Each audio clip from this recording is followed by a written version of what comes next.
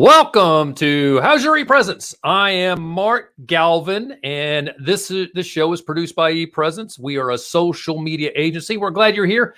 I told you my name. I'm Mark Galvin. I'm the president and founder of that firm.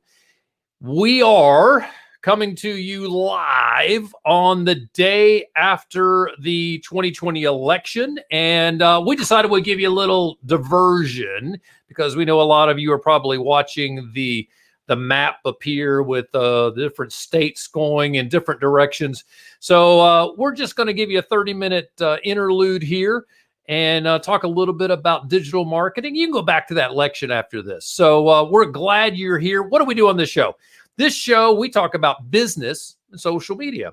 We appreciate you being here. And why? Because this show's where we answer questions that business people have about social media and digital marketing. We create a library of content that you can refer to again and again and again that'll answer a question that you may have. And how do we do that? We bring on wonderful, very smart guests that can answer terrific questions. So I have to special announcements. Those of you on YouTube and Facebook, you've seen us here a few times. We have just added a brand new channel. We officially have our own LinkedIn Live channel. So those of you on LinkedIn, we're glad you're with us. It is super to have you here. Hit the comments right there in LinkedIn. If you have a question for our guest, we'll be happy to throw that at them. So what are we going to talk about today? We're going to talk about podcasting. Wow. How great is that? In fact, I probably should have attacked this topic, 3 years ago, because it probably been good to learn some of the tricks of the trade. So what are we going to do? We're going to talk about how you monetize a podcast. We're going to talk about how often you should drop a show. So stay tuned and you'll hear more of that. In the future, if you're looking for us, you can go and search for us anywhere. Just search for ePresence, how to optimize a podcast, and you'll find this and you'll find us here. But in case you want to keep track of us and when we go live, you need to subscribe. So make sure you hit that subscribe button here on YouTube. There's the little link. Hit that subscribe button that you see below us. That way you'll be notified when we go live. And Facebook, you'll get notified when you're following us that we're live. And on LinkedIn, the same thing. Follow our company channel. When we go live, you can tune us in. Drop us in the background, go on about your business and listen to the great content you have. And if you have a question while you hear us going on, pop in. You can send us a question and we'll answer that. All right. So where are we? Let's get on with it. I think that's all of my notes. We have a great show for you today because we have Jeremy Weiner here from Megaphone FM. Where's Jeremy? Come out from behind the curtain. There he is. Jeremy, welcome. How are you, sir? I'm doing fantastic. Thanks for having me. Rock on. Well, I'm glad that you are here. And you are the director of sales for Megaphone. I guess it's director of East Coast sales. So what does that mean? What do you do for Megaphone? What does that really mean? So Megaphone does a couple of different things in the podcast space for publishers. We are the largest enterprise hosting platform. So we give publishers like Spotify, iHeartMedia, Condé Nast, Vox, content management and distribution tools, as well as dynamic ad insertion and measurement. And then what I specialize in is we also have the largest ad marketplace for advertisers who are looking to connect with listeners in the podcast space. Now, all of you just heard why he's here, right? So when I met Jeremy and I found out that he helps people figure out a way to make money, right? He's on that revenue side of podcasting. I immediately said, dude, you got to join me because number one, you're going to see he's great at riffing. He can just talk about anything right at the drop of a hat. So I thought, all right, you got to come in and share some of your knowledge. So Jeremy, thanks for being with us today. We appreciate that. So where do you live? Where are you tuning in from? I am in Hoboken, New Jersey, so just on the other side of the Hudson River from Manhattan for anybody not from the area. Oh, terrific. So how long does it take you to get to Manhattan? Back when I used to go to Manhattan, it takes about 8 minutes on a boat, about a half hour door to door. It's been some time. As you mentioned at the top of the show, it is 2020 after all. Absolutely. So you haven't been to Manhattan since March, I'm guessing? Passing through. But yeah, wow. March, I think 13th is when we decided that we would go remote. But it's a podcast company. And like all you guys have been listening to great podcast content, that's been produced remotely, we've been able to do a really good job, I think, of working remotely and settling into new routines. Outstanding. Well, I love that, and give your lovely bride and your 2 kids and your 7-year-old dog my regards. I know that they're probably wishing you would probably leave the house. That's what my family's doing. Okay, when will you get out of here a little bit? So certainly know how that goes. Well, how about we talk a little bit about podcasting? You up for that? Always. Thank God. So it would have been pretty awkward if I said, "Nah, I'm talking about something else." Yeah, let's talk about, I don't know, all the other stuff going on in 2020, because there's certainly plenty of other things to talk about. But here's the gig. You and I first connected. I asked you, with all the people out there who have podcasts, me including, right? All these people out there that have podcasts, why should somebody jump in and have their own podcast? The short answer is that not everyone should have their own podcast. And I think with 1.5 million podcasts that are currently out there, there's been a lot of opportunity for democratic experimentation, that the cost of getting involved and creating a podcast is relatively low when you compare it to other forms of media. But what most of the 1.5 million podcasts that are currently out there have found is that making good content is difficult. So whether you are looking to drum up a social following or start a YouTube channel with meaningful scale, just because it's easy to create a podcast doesn't mean it's easy to create a good one. So for folks who are thinking about starting a podcast, you really have to ask yourself, where is the white space and what will I be talking about that's different than what's already out there and has already been done?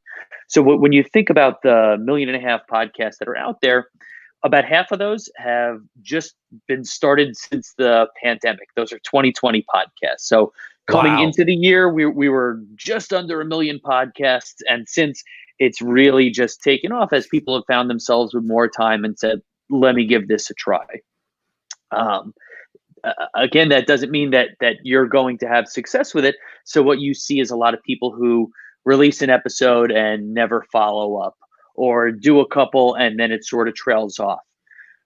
So when you share that number of people that have of podcasts that are out there, you are seeing that you're counting those that do 2 or 3 episodes and hang it up. There's a lot of ghost ships out there. Yeah. Yeah. Okay. And it can sit out there forever, right? Once you drop it on a podcast server, if you're willing to continue to pay that server to hold it, it can sit out there. Exactly. So that's why you have to think about whether or not evergreen content makes sense, like what you're doing, Mark, and creating content that will be meaningful, whether you listen to it on November 4th, 2020 or November 4th, 2022, right, will still probably have some meaning, because a lot of the questions that creators, whether those are individuals or brands, when they think about creating a podcast, a lot of the answers to those questions are the same as they were 2 years ago and will likely be the same in 2 years. Whether you're talking about a space that has 1.5 million podcasts or 200,000 podcasts, there's a lot of great content out there. And why should a listener actively seek your content out to consume on demand, especially as you see overall content, whether it's Hulu or Netflix or any of the other content publishers, the tens of thousands of websites that are all competing for your 168 hours a week. Why should people be giving it your attention? And that's part of the reason that I've started listening to my podcasts on 1.5 speed. Right. Yeah. You know what? And that's something I do that often. I take a lot of my podcasts I listen to in the morning, and on my podcast app, which I use an app called Overcast. Love that app. It allows me to clip the front end and the back end of a podcast, and, so I can shorten it and speed it up so I can get more content in faster. But, there's an interesting thing that happens here. And I think a lot of people will come to the table and they just think that they can start talking and they'll have a podcast, and they may have great information, but renewing that information again and again is hard. And I will tell you, I've certainly experienced that myself. We started off doing podcasts primarily just to bring in people who we thought would be a great client. It gave us a way to build a relationship. I didn't care if anybody listened. We've changed that, and that's why we have the library system now, where we want to carry a topic and focus on that topic, so that if somebody comes in later and wants to grab that topic, say, "Oh, I need to help somebody to help me give me some advice on do a podcast," they can come in and listen to this. It's a really hard thing. Is there a breakdown? Do you have any idea of how many podcasts that are out there that are entertainment focused versus information or news? Is there a place that is published? So I can speak to what's hosted on our platform. There's not really a Nielsen rating for podcasts. There are some that are dependent on the publishers opting in. Podtrack would be one of them, but not all publishers are opted in. So what we see on our platform, and again, we're dealing with the larger enterprise publishers, under 10,000 podcasts, whereas we've mentioned the long tail can really stretch along. So for every Ron Burgundy or Malcolm Gladwell, there are a lot of Mark and Jeremy sit in the basement talking about cats, right? So there's a long tail that does not apply to what I'm speaking about. It's about 10% business, 10% tech, 30% entertainment, 30% sports, 20% news, 10% other. Does that add up to 100%? Yeah. Do I have I think I didn't here? add. We'll let Eric, our producer, sit in the background and add that up. He'll let us know if you can't add.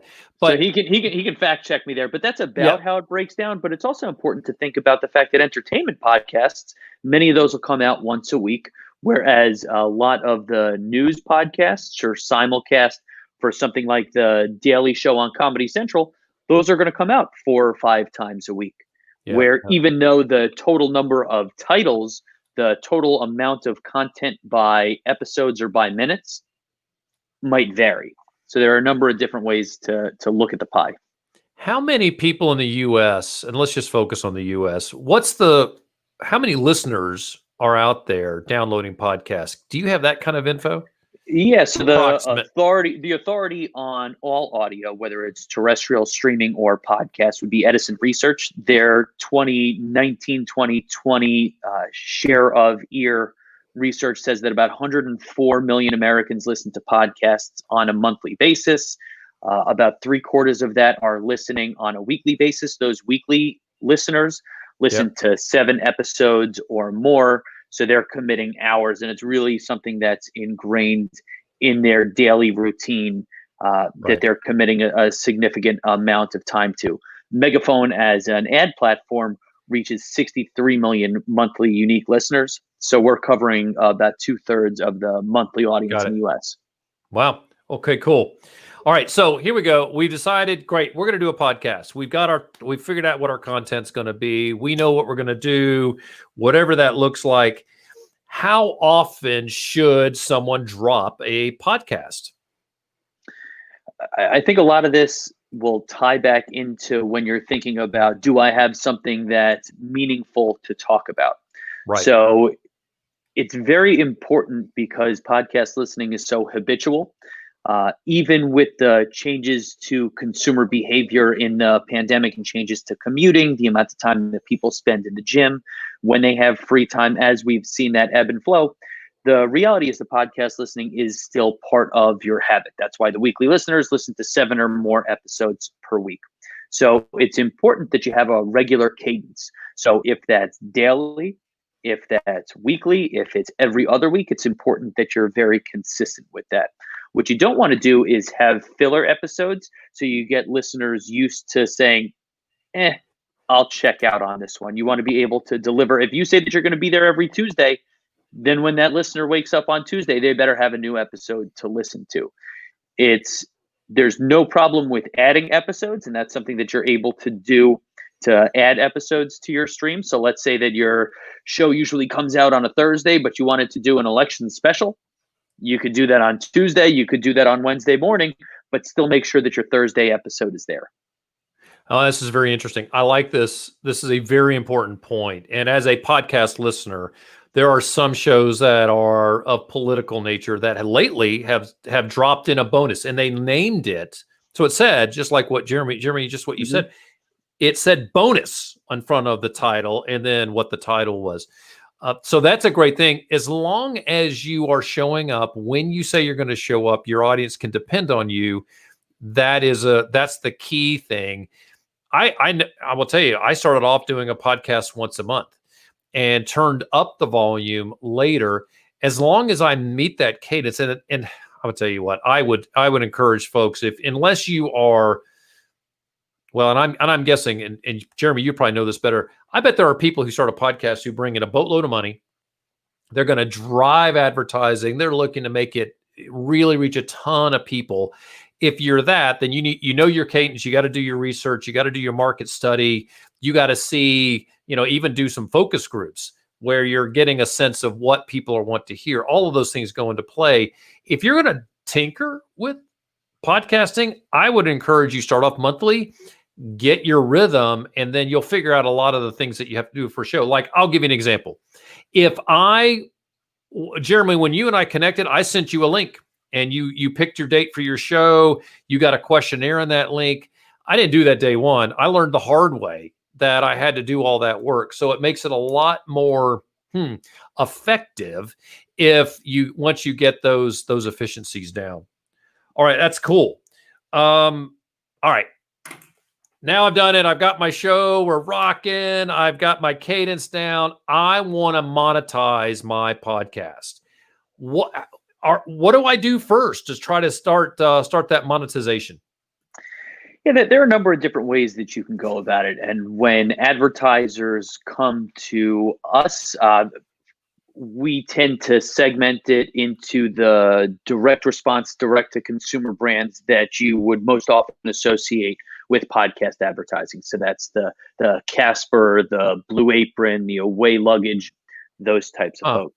What my team does is really focused on brand advertisers. So that's going to be the AT&T, Coca-Cola, BMW type of advertisers that are focused on brand awareness and more full funnel approach.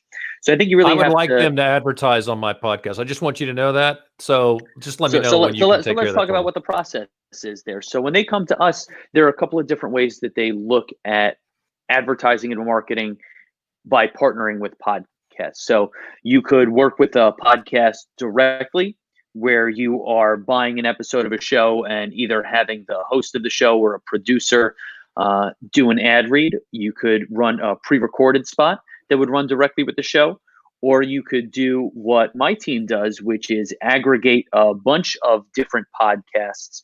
Our approach is really focused on audiences and leveraging data, where we are allowing advertisers to buy men 25 to 49 interested in European auto that make $75,000 a year plus.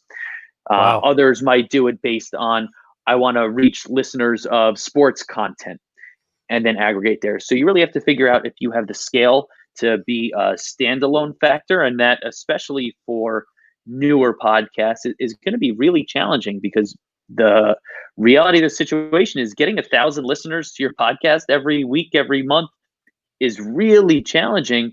And even at a meaningful CPM,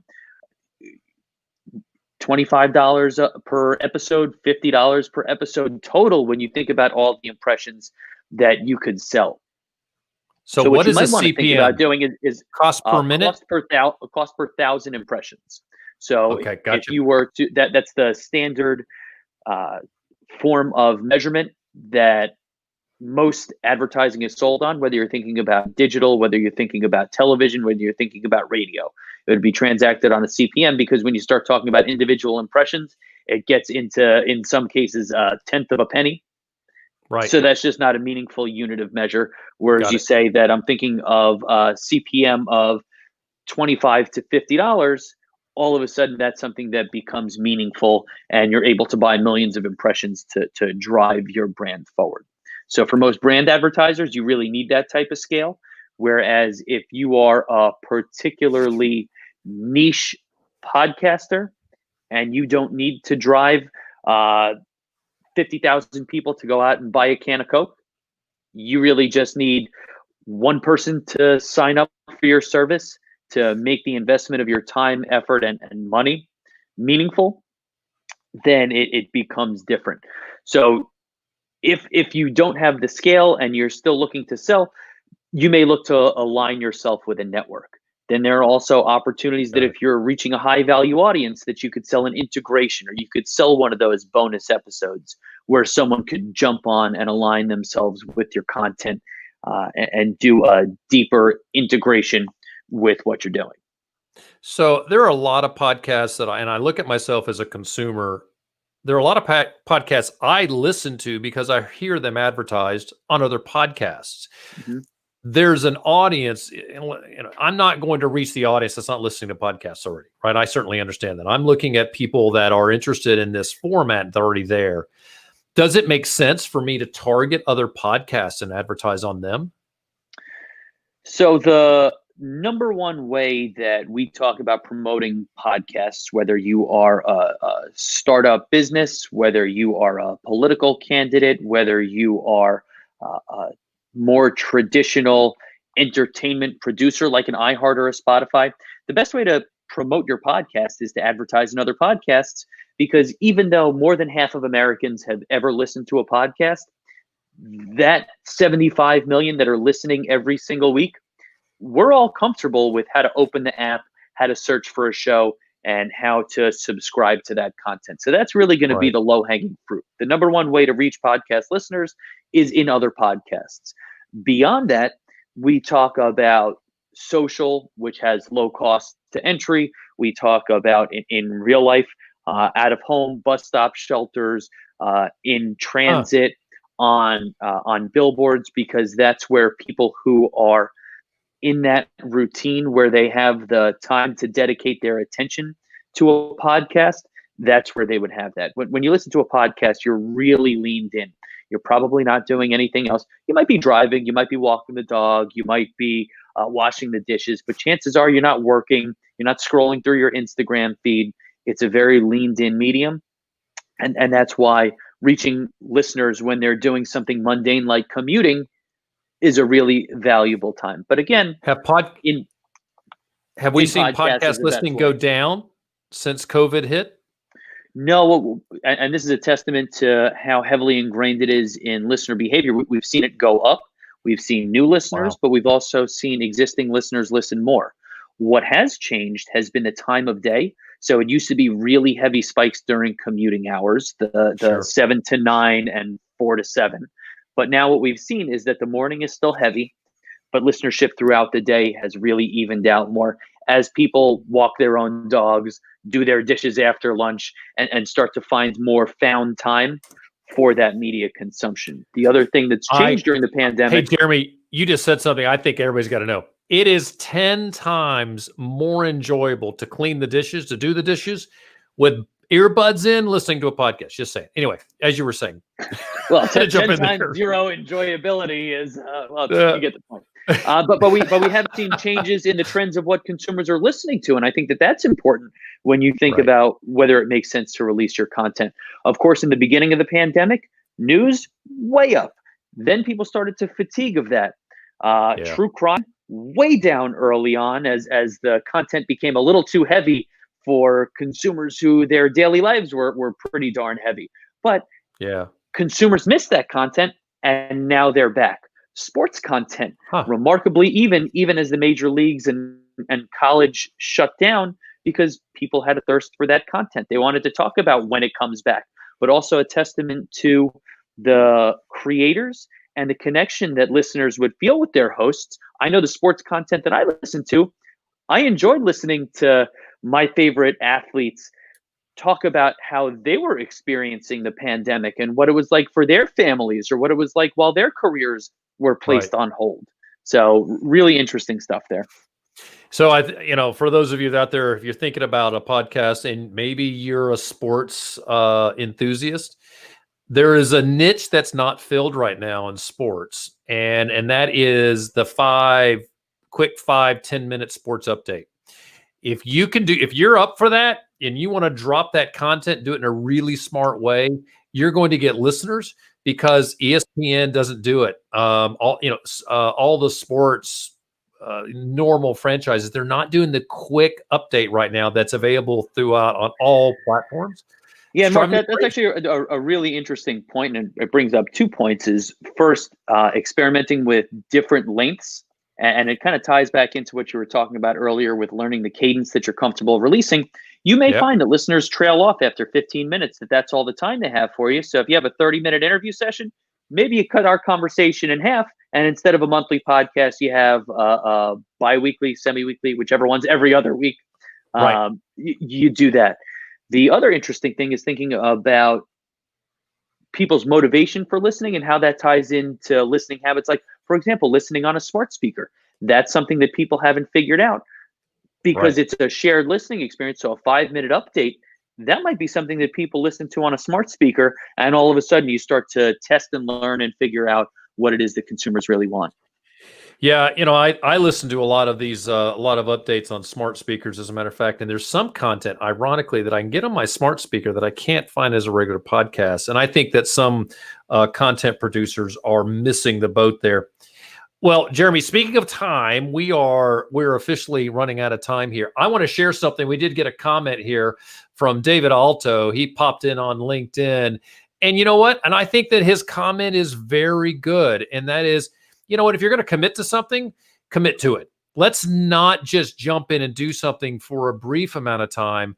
And I think the challenge with some of us and the way we look at some of the things we try, you need to make sure you do the research so that you can do something consistently so that your audience, when they get used to hearing you, they can anticipate that and that you're there when they're looking for you. So, David, I appreciate your comment right there from LinkedIn. Hey, we got somebody from LinkedIn. So we love that. All right, Jeremy, where can people find Megaphone, and how should we best track you down? Yeah, so you can check us out at megaphone.fm. That'll have information for both publishers and advertisers who are interested in working with us in either of our core capacities. And you can find me on LinkedIn. Mark, I believe you'll share that link in the show notes. Yes. Yeah, I did Not tell to you steal your that when I thunder. put you on the spot and said, hey, how could be funny? Yeah, so folks, you'll be able to track down Jeremy right on LinkedIn. You can track him on LinkedIn as it is. If you guys, those of you that are super efficient with LinkedIn, where is it? Here we go. He's Jeremy Weiner 24 on LinkedIn. Jeremy Weiner. I'm sorry, Jeremy Weiner. I did that in the beginning. I said, Jeremy, make sure I say your name right. Jeremy Weiner 24 on LinkedIn, and we'll put that in the show notes. So if you can't remember that, that's cool. You'll be able to click on the link. Well, Jeremy, I love that you and I are we connected, and I could talk to you for hours. In fact, I may call you again and just pick your brain a little bit because your knowledge is, well, I know I can certainly use it and make our show better. I would love to have the opportunity to advertise with you guys one day to drive more people to our show. We constantly refine our show. We're trying to always make it better, which is my sentiment for all of you out there listening, that you may be looking at trying to do your own show. Hopefully we've helped you here. Well, Jeremy, thanks for being here. I appreciate you a ton. I'll be in touch very soon.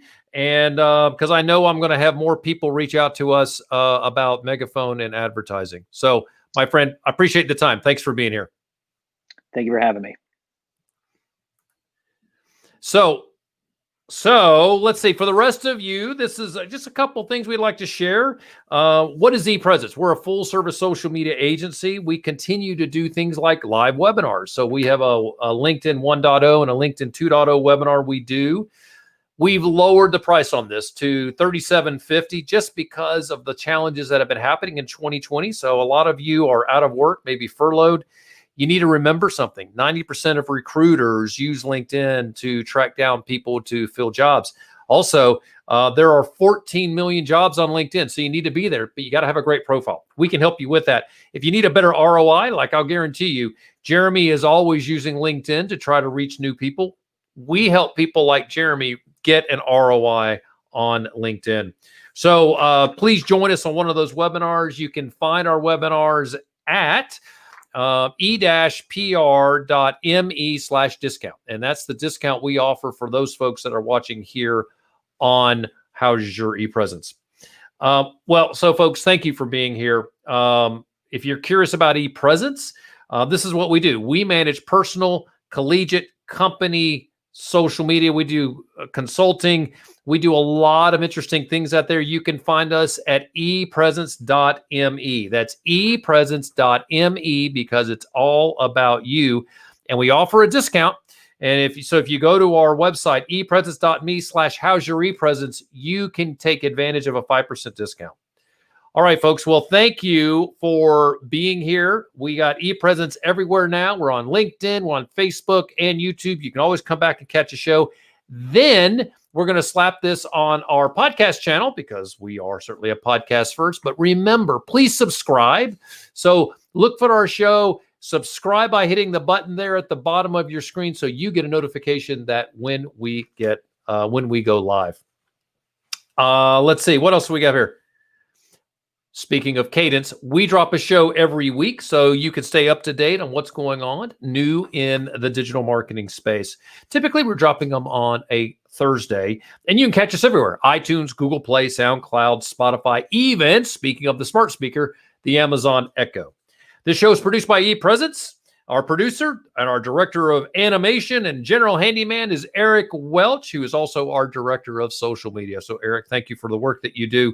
Until next time, for my guest, Jeremy Weiner, I am Mark Galvin, and this has been How's Your ePresence?